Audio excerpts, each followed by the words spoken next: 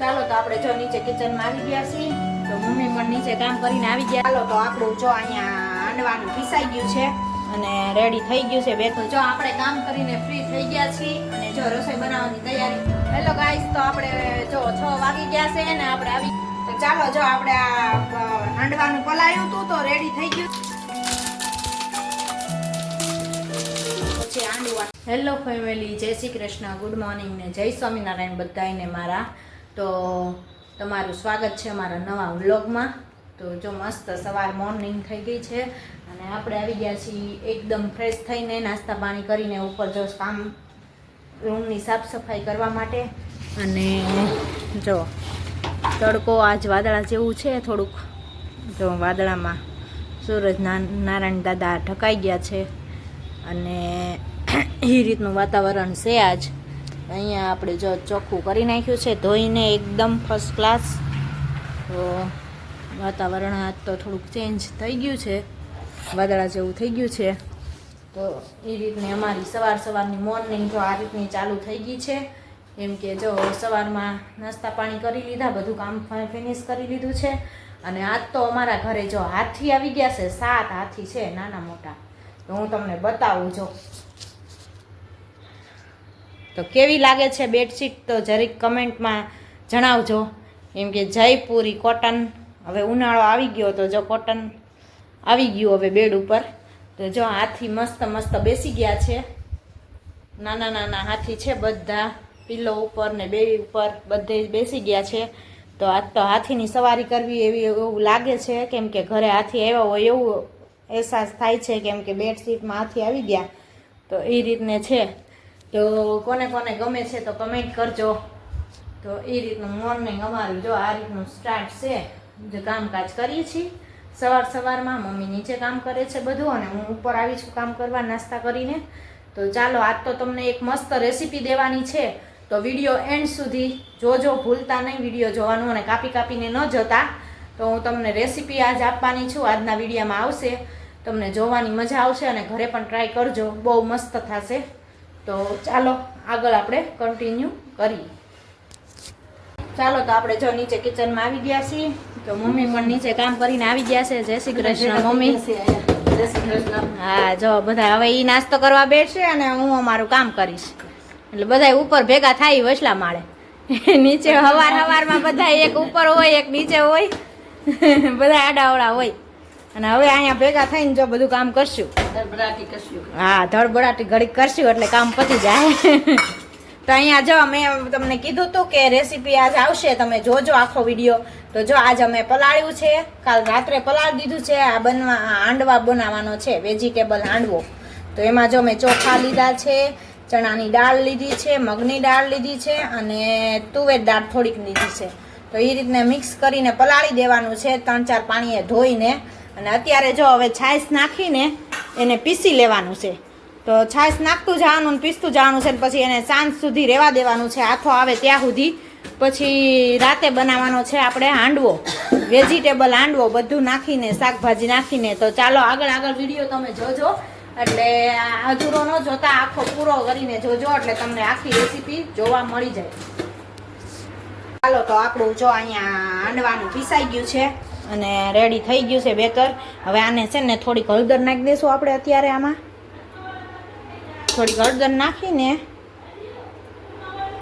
હલાવીને mix કરીને છાશમાં પીસી લીધું છે આપણે. આને હળદર નાખીને હલાવીને મિક્સ કરીને આને ઢાંકીને આપણે રાખી દેવાનું છે સાંજ સુધી. આને ઢાંકીને રાખી દેવાનું છે, આને આથો આવે ને ત્યાં સુધી. પછી રાતે આપણે શું નાખવાનું છે એ બધું હું તમને આગળ પછી વિડીયામાં બતાવીશ. તો જો આપણે કામ કરીને ફ્રી થઈ ગયા છીએ અને જો રસોઈ બનાવવાની તૈયારી પણ કરવા માંડ્યા છીએ. તો શાક મૂકી દીધું છે ગુવારનું. અને જો અહીંયા મસ્ત આપણી કેરી, જોતા જ મોઢામાં પાણી આવી જાય એ રીતની જો મસાલાવાળી કેરી. એમાં જો કટકી કરીને લાલ ચટણી, ધાણા જીરું ને મીઠું ને તેલ નાખીને મસ્ત બનાવી નાખી છે. અને આ તમે જમવા સાથે ખાઓ તો ખૂબ જ ટેસ્ટી લાગે. તો મને તો બહુ જ ભાવે. એટલે આપણે જો સિઝન આવે કેરીની એટલે આપણે ઘરે કેરી આવી જ જાય પહેલાં કાચી કેરી ખાવાની બહુ જ મજા આવે. તો નાસ્તામાં જમવામાં આથણા જેમ લઈને ખાવાની બહુ મજા આવે. તો ચાલો આપણે જો રસોઈ પણ બનવા મળી છે અને હમણાં કીર્તન સ્કૂલનો ટાઈમે થઈ જશે, તો એ રીતનું છે. તો ચાલો મમ્મી નીચે વહી ગયા છે, તો આપણે નીચે જઈને પાછા મળીએ. હેલો ગાઈસ, તો આપણે જો 6 વાગી ગયા છે ને આપણે આવી ગયા છીએ રસોઈ બનાવવા માટે ઉપર. તો કેમ કે હાંડવો બનાવવો છે તો બધું કટિંગ કરવું પડશે, વહેલા હાર વેજીટેબલ, તો એ રીતનું છે. તો ચાલો હવે જો આગળ તમને બતાવું શું શું આપણે નાખવાનું છે અને કટિંગ કરવાનું છે, તો એ આગળ તમને બતાવું, તમે જોતા રહેજો. અને કીર્તન જો અહીંયા સ્કૂલેથી આવી ગયો છે અને બેસી ગયો છે નાસ્તો કરવા માટે. તો આપણે આથો પણ આવી ગયો છે કે નહીં, ચાલો જોઈ લઈ અને આગળ કન્ટિન્યુ કરીએ. તો ચાલો જો આપણું બેટર રેડી થઈ ગયું છે અને આથો પણ જો ખૂબ જ સરસ આવી ગયો છે, ફૂલીને મસ્ત થઈ ગયું છે રેડી. તો આપણે મહેમાન પણ આવવાના છે, તો એ માટે આપણે છે ને જાજુ પલાળ્યું છે, એટલે મહેમાન પણ આવવાના છે, તો એ રીતનું છે. તો ચાલો મંડીએ તૈયારી કરવા રસોઈની. તો હાલો ચાલો હું તમને આગળ બતાવું શું શું વસ્તુ આમાં નાખવાની છે એ. તો ચાલો જો આપણે આ હાંડવાનું પલાળ્યું હતું તો રેડી થઈ ગયું છે અને હાથો પણ મસ્ત આવી ગયો છે. તો હવે એમાં બધો આપણે મસાલો કરશું.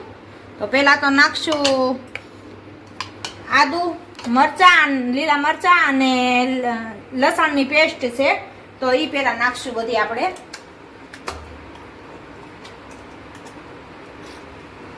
મિક્સરમાં ક્રશ કરી લીધું છે અને પછી આમાં ભેળવી દેશું. અને પછી નાખશું દૂધીને ખમણી લીધી છે.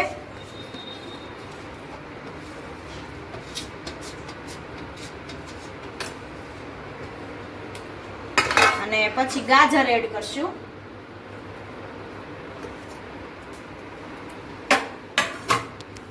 પછી નાખશું આપણે અંદર ડુંગળી નાખશું. ડુંગળી પણ ક્રશ કરી લીધી છે ઝીણી ઝીણી, તો એ પણ નાખી દેશું એમાં. તો વેજીટેબલ હાંડવો બનાવવાનો છે એટલે બધું વેજીટેબલ નાખશું અંદર.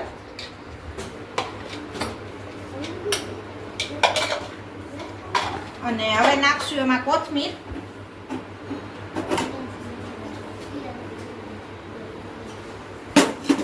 અને આપણે મીઠું તો આમાં પીસ્યું ને ત્યારે એડ કરી દીધું હતું થોડુંક, હળદર ને મીઠું, પણ હવે થોડુંક આપણે સ્વાદ પ્રમાણે આ બધું નાખ્યું છે એટલે થોડુંક મીઠું એડ કરશું અને નાખશું થોડીક આપણે હળદર.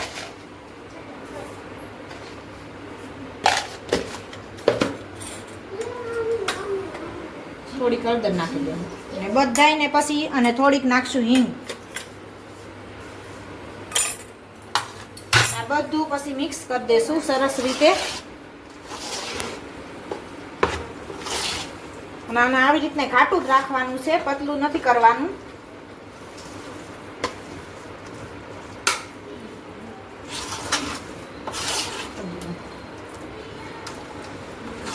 જો આ રીતને બધું મિક્સ થઈ જાય પછી એને આપણે બનાવીએ એટલે હું તમને બતાવું. આપણે એમાં અલગ લઈને થોડું થોડું બેટર બબે હાંડવાનું લઈને એમાં ખાવાનો સોડા ખાર એડ કરવાનો છે, તો એ તમને ચાલો આગળ તમને વિડીયોમાં બતાવું. તો ચાલો જો આપણે આ રેડી કરી લીધું છે બધો મસાલો નાખીને. હવે એમાં નાખશું આપણે ખાવાનો સોડા ખાર. ખાવાનો સોડા ખાર નાખીને પછી હલાવી દેશું.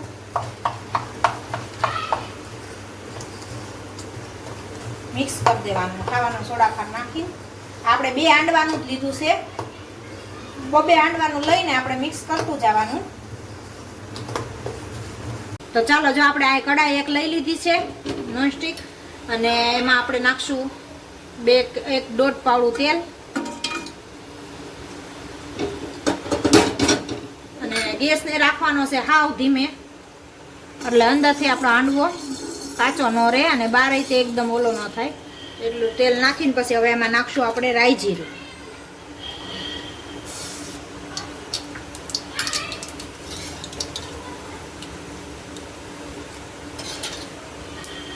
રાઈ જીરું તતડી જાય ને પછી નાખશું તલ નાખશું અને મીઠો લીમડો નાખશું વઘારમાં. તો જો મસ્ત આપણા રાઈ જીરું તતડી ગયા છે. હવે નાખશું એમાં તલ તતડી જાય ને પછી એમાં આપણે આરો નાખી દઈશું મીઠો લીમડો.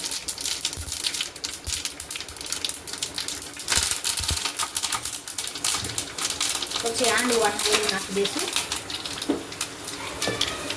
સરસ રીતે આ રીતે પોળું કરી નાખવાનું, ગોળ એકદમ પતલું.